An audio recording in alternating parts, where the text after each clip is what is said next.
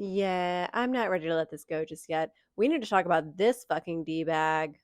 You know, the one that specifically asked the ridiculous and condescending question about the suit.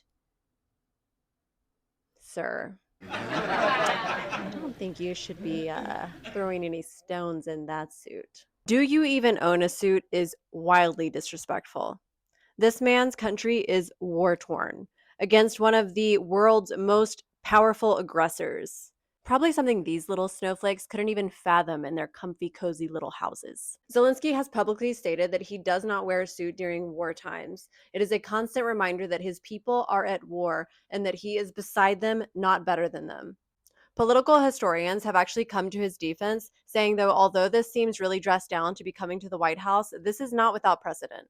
When British Prime Minister Winston Churchill visited the White House in the 40s, during World War II, he famously wore an air raid suit.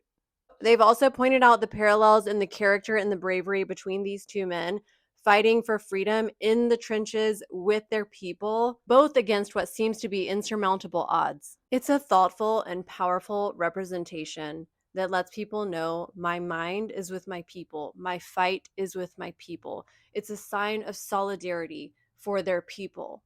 So, yeah, mocking a wartime leader about the clothes that he's wearing is just mad disrespectful and really, really tone deaf.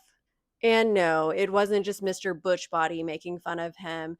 Let me tell you something that I know deep down in my heart.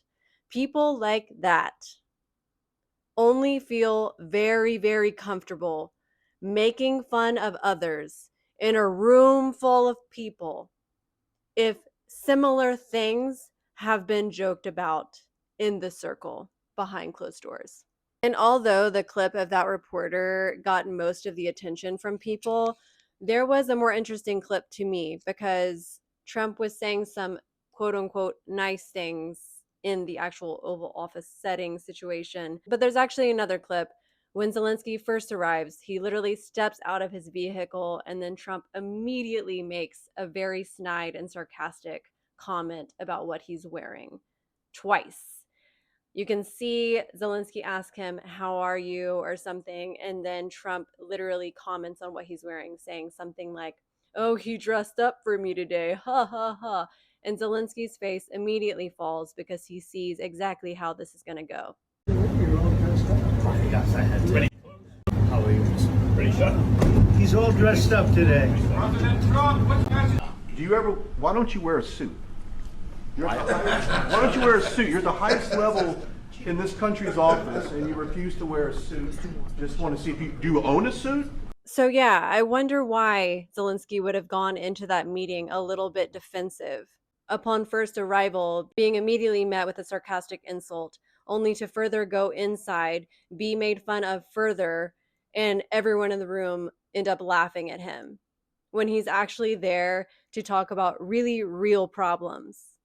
That must have been extremely frustrating, and I would have handled it much differently. I would have told them all to fuck off, literally suck a fucking dick. I thought it was repulsive, especially with what this man's country is going through. To even bring that up, like, why is that important? It was just so cowardly and like very high school bully mentality, and like everyone laughing. It just like felt, I don't know. I don't know why people would not understand why he would be frustrated, but I wanted to give context because I think people are missing moving parts here. And just to be clear, when he left there, this man is going back to a war zone to put on a bulletproof vest and fight beside his people, not going skiing in Vermont. Okay. Yeah.